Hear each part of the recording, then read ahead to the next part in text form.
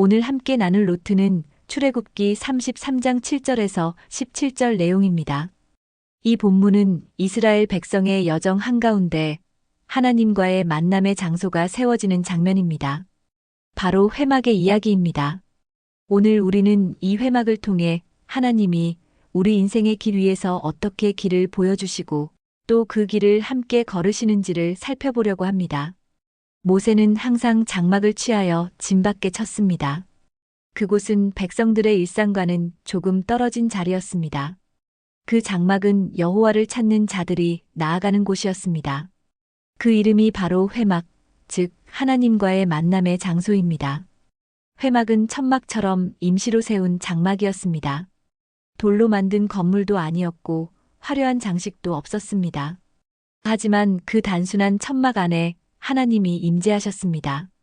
하나님은 하늘과 땅의 주인이시고 온 우주에 충만하신 분이십니다. 그런데 그 거룩하신 분이 사람들 가운데 내려오셨습니다. 그 이유는 단 하나, 백성들과 함께 하시기 위해서였습니다. 광야를 헤매는 백성들이 언제든 하나님을 찾을 수 있도록 하나님께서 임시 거처를 마련하신 것입니다. 즉, 회막은 하나님이 인간을 만나기 위해 낮아지신 장소입니다. 이 회막은 단지 광야 시대의 장막으로 끝나지 않았습니다. 그 정신은 오랜 세월을 거쳐 오늘 우리의 예배당으로 이어졌습니다. 광야의 회막이 솔로몬 시대에는 성전이 되었고 예루살렘이 멸망한 이후에는 회당으로 그리고 오늘날에는 우리가 모여 예배드리는 교회가 되었습니다. 지금 우리가 예배드리는 이곳이 바로 회막의 연장선입니다. 하나님을 만나는 자리, 하나님의 음성을 듣는 자리, 하나님이 길을 보여주시는 자리입니다. 예배당은 단순히 주일마다 가는 공간이 아닙니다. 하나님께서 우리 인생 한가운데 찾아오시는 임시 거처입니다. 오늘날의 예배당은 우리의 회막입니다. 출애굽기의 회막은 단순한 건물이 아니었습니다. 그것은 특정한 기간과 특정한 목적을 위한 장소였습니다. 이스라엘 백성에게 그 기간은 광야의 40년이었습니다. 그 목적은 가나안, 약속의 땅으로 나아가는 것이었습니다. 하나님은 그 40년 동안 백성과 함께 하시며 인도하셨습니다. 그렇다면 오늘 우리의 삶도 같습니다.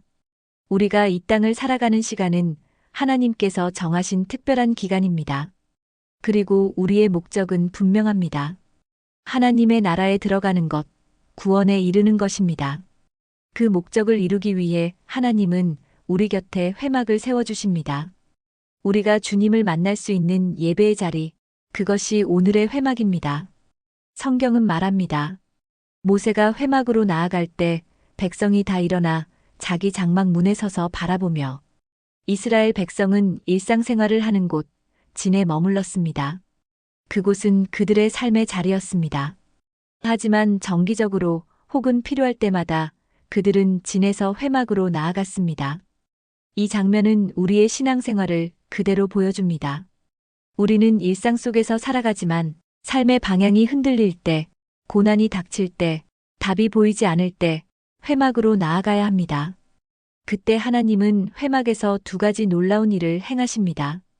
하나는 길을 보여주시는 것이고 다른 하나는 그 길을 함께 걸어가시는 것입니다. 광야의 백성은 어디로 가야 할지 몰랐습니다. 그들에게는 지도도 나침반도 없었습니다. 그때 하나님은 회막을 통해 길을 보여주셨습니다. 모세는 하나님께 간절히 구했습니다. 주여, 주의 길을 내게 보이사. 그때 하나님은 말씀하십니다. 내가 친히 너와 함께 가리라. 하나님은 회막 위에 구름 기둥으로, 불 기둥으로 그분의 길을 보여주셨습니다. 오늘날 우리는 구름 기둥을 보지 못합니다. 하지만 하나님은 말씀을 통해, 성경을 통해 여전히 우리에게 길을 보여주십니다. 기도 속에서, 말씀 속에서 우리는 인생의 방향을 발견합니다. 이것이 회막의 첫 번째 은혜입니다. 하나님은 길을 보여주신다. 그러나 하나님은 단지 길만 보여주시는 분이 아닙니다. 그분은 그 길을 함께 걸어가시는 분이십니다. 모세는 이렇게 고백합니다. 주께서 친히 우리와 함께하지 아니하신다면 우리는 이곳을 떠날 수 없습니다. 그때 하나님은 응답하십니다. 내가 너와 함께하리니 너는 내 목전에 은총을 입었고 내가 이름으로도 너를 안다. 하나님은 모세의 간구에 응답하셨습니다. 길을 보여주실 뿐 아니라 그 길을 함께 걸어가시겠다고 약속하신 것입니다. 이것이 회막의 두 번째 은혜입니다. 하나님의 동행입니다. 한 전도사가 서울의 한 교회에 있었습니다. 그 교회의 새벽 기도 시간은 새벽 4시 반이었습니다. 그 시간에 모인 분들은 대부분 이른 새벽부터 일터로 가야 하는 분들이었습니다. 그 중에 한 여자 집사님이 계셨습니다. 그분은 늘 맨 앞자리에 앉아 엎드려 울며 기도하셨습니다. 기도의 내용은 단 한마디였습니다. 아버지, 아버지. 그분은 아무 말도 덧붙이지 않았습니다. 하지만 그 울음 속에, 그 한 단어 속에 모든 간구와 눈물이 담겨 있었습니다. 그 모습을 보며 그 전도사는 깨달았습니다.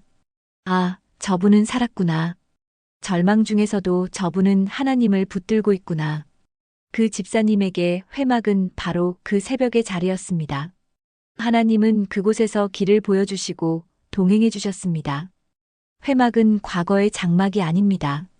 오늘 우리가 무릎 꿇는 바로 이 자리가 회막입니다. 예배의 자리, 기도의 자리, 말씀의 자리가 바로 하나님이 임재하시는 곳입니다.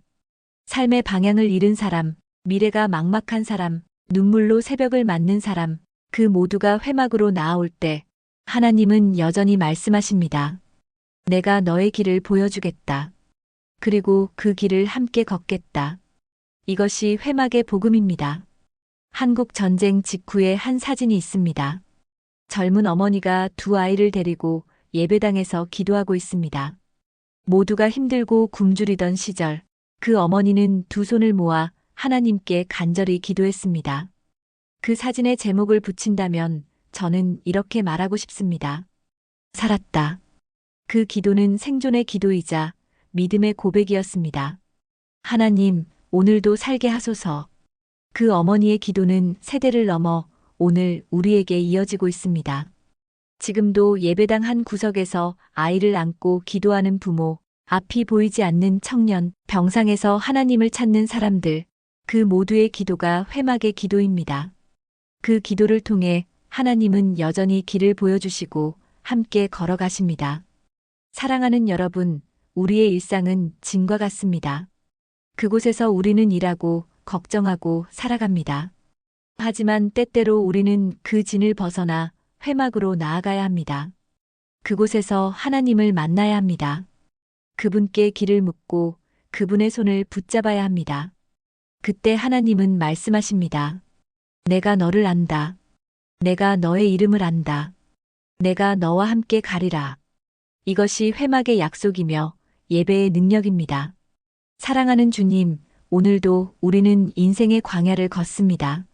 어디로 가야 할지 알지 못할 때가 많습니다. 주님, 회막으로 나아가듯 우리의 마음이 주님께 향하게 하소서. 주님, 우리에게 길을 보여주시고 그 길을 함께 걸어가 주옵소서. 눈물 속에서도 믿음으로 걷게 하시고 절망 속에서도 희망을 보게 하소서. 주님의 손을 굳게 잡고 끝까지 동행하게 하소서. 예수 그리스도의 이름으로 기도드립니다. 아멘. 오늘도 감사한 하루 보내셨길 바랍니다. 여러분의 구독과 좋아요는 저에게 은은한 위로가 됩니다.